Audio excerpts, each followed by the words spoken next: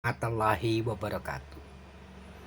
Bersama Gusar Legend atau Satrio Binisyati atau Bobby Wo atau Ajarahan atau Nanang Hadidi. Terserah Anda memanggil nama saya.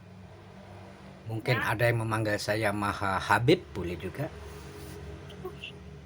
Tapi satu catatan, saya katakan kepada sahabat-sahabat pendengar YouTube di mana saja berada. Baik kalangan ulama, kalangan pendeta, kalangan pastor, kalangan ketua-ketua ormas Islam, ormas keagamaan, bahkan buat presiden dan wakil presiden berserta jajarannya, juga para menteri yang ada di Indonesia bahkan di seluruh dunia. Saya katakan, satu, dengar. Ilmu pasti akan kalah dengan ilmu kasunyatan atau kenyataan. Bagaimana bukti dan contohnya? Contohnya dengarkan. 1 tambah 1 dalam ilmu pasti sampai kapanpun akan menjadi 2. Nah, sebaliknya, kenyataannya 1 tambah 1 sampai kapanpun dalam konsep pastinya akan menjadi 2. Tapi dengar sekali lagi, 1 tambah 1 bisa menjadi lebih daripada 2. Contohnya dalam kurun waktu tertentu ya, ayam jantan 1 ditambah ayam betina 1 kurun waktu 10 tahun kemudian atau setahun kemudian menjadi 11, bahkan 10, bahkan 20, bahkan 3, bahkan 5. Berarti ilmu pasti matematika 1 tambah 1 tidak benar dalam ilmu kasunyatan. Begitu sahabat-sahabat. Sebaliknya dalam polemik nasab yang ada di Indonesia, yaitu nasab Ba'alawi dan nasab Sayyid. Menurut pendapat saya, kita harus mengkaji tentang DNA dulu. Apa sih yang dinamakan DNA itu? DNA itu adalah 2 singkatan. Ada DNA dan RNA. 2 singkatan ini DNA adalah deoksiribonukleik acid dan ribonucleic acid, merupakan 2 molekul yang memainkan peranan penting dalam pewarisan sifat dan sintesis protein. Dengar sekali lagi. Keduanya memiliki struktur yang khas dan berfungsi dalam proses biologis yang berbeda. Nah, kayak gimana tuh sobat? Kali ini kita akan belajar mengenai pengertian fungsi, struktur, perbedaan, serta komponen DNA dan RNA. Jika kamu sekarang duduk di pondok-pondok pesantren, di Alia, di Sanawiyah, ataupun di SMA, SMK, yang kelas 12 MIPA ya minimal ya, ulasan ini sangat tepat buat menemanimu belajar biologi pada materi genetika. Pengertian dan fungsi DNA adalah nukleus. Nukleus itu adalah ada kromosom ya, ada kromatid. Di dalam sel itu ada nama telomer dan setelomer. Nukleus itu terdiri dari percikan yang paling kecil, histone, DNA double helix ya. Gambar DNA dalam kromosom adalah molekul polimer ganda yang membawa informasi genetik dalam semua organisme kehidupan. Pengertian DNA adalah sebuah molekul yang terdiri dari 2 untaya yang saling melilit membentuk struktur helika ganda. Setiap untayan DNA terdiri dari serangkaian nukleotida yang terdiri dari gula, deoksiribosa, gugus fosfat, serta bosa nitrogen, adenin A, guanin, dan G, sitosin C.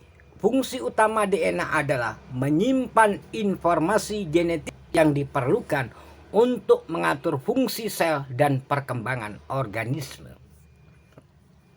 Pengertian dan fungsi RNA.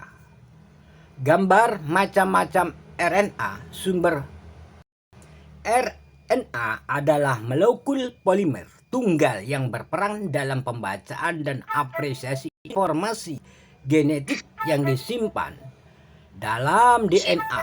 Kalau begitu, bagaimana pengertian dan fungsinya?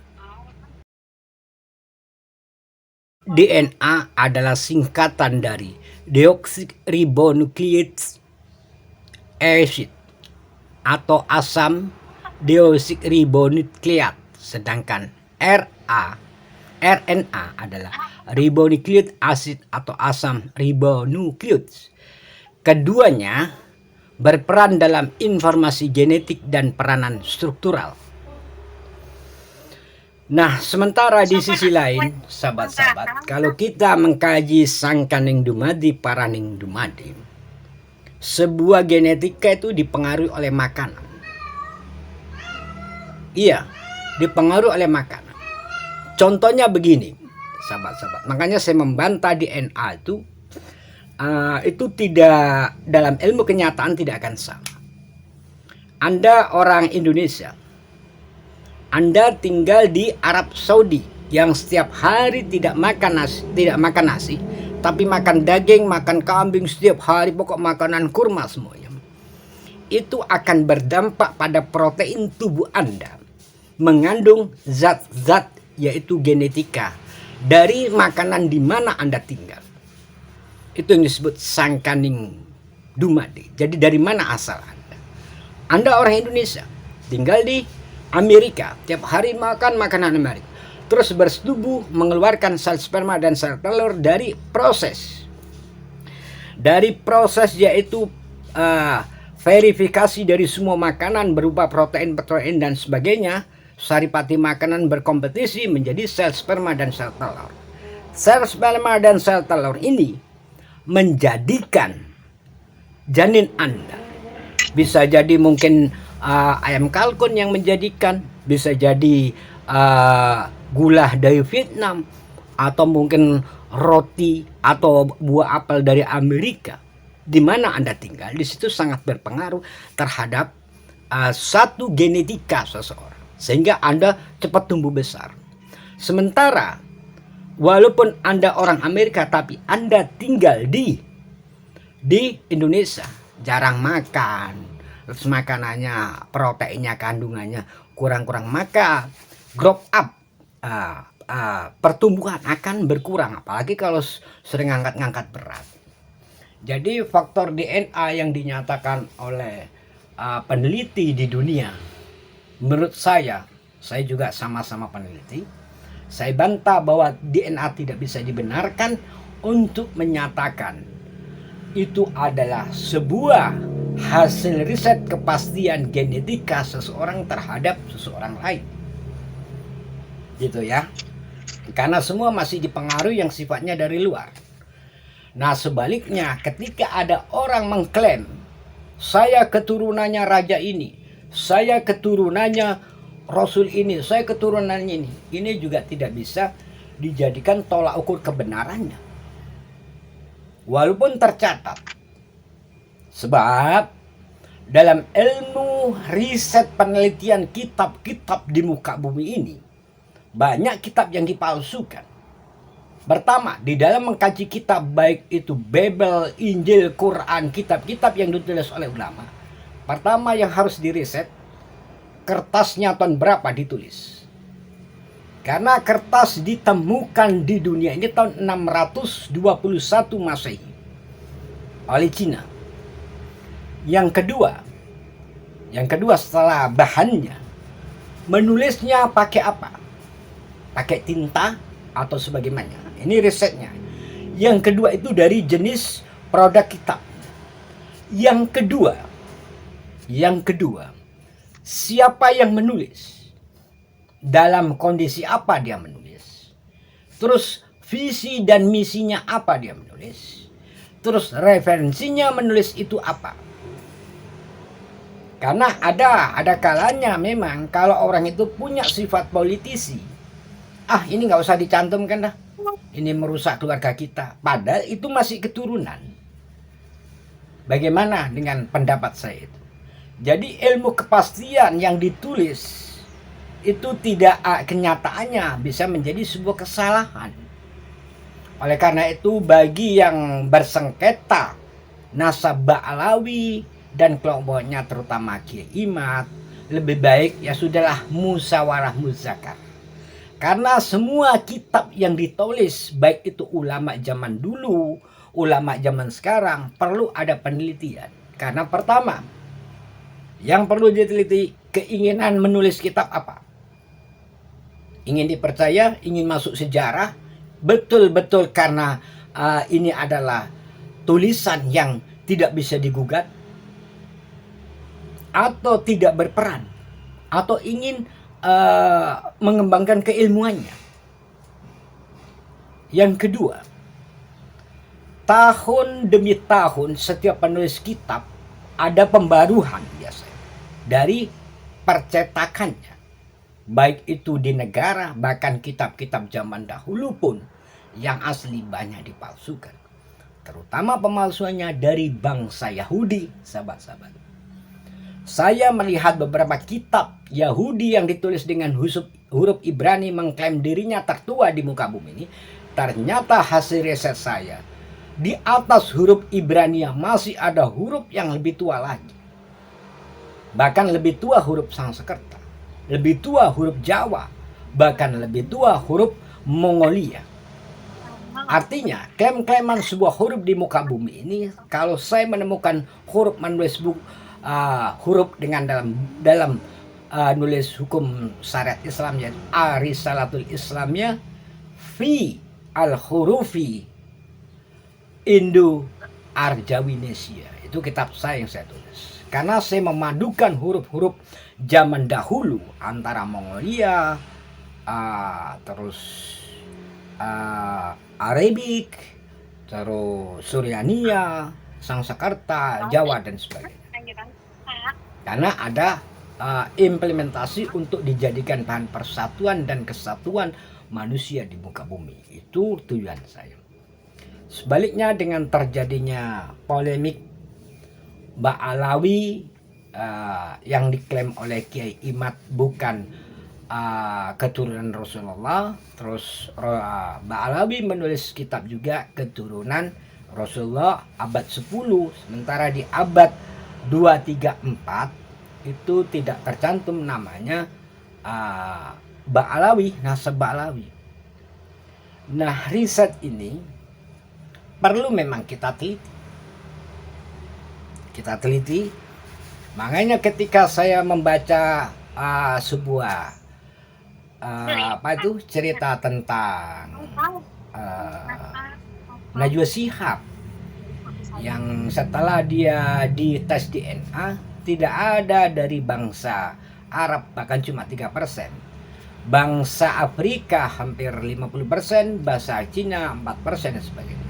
Itu kromosom yang ada di dalam tubuhnya Najwa Shihab. Analisis saya itu banyak dia mengandung makanan dari Cina dulu.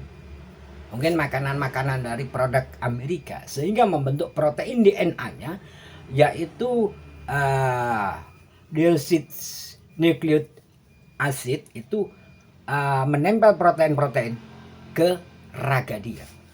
Dalam sang kaning parang dumani, dari mana asal Anda dilahirkan? Pasti dari sebuah kota, dari rahim.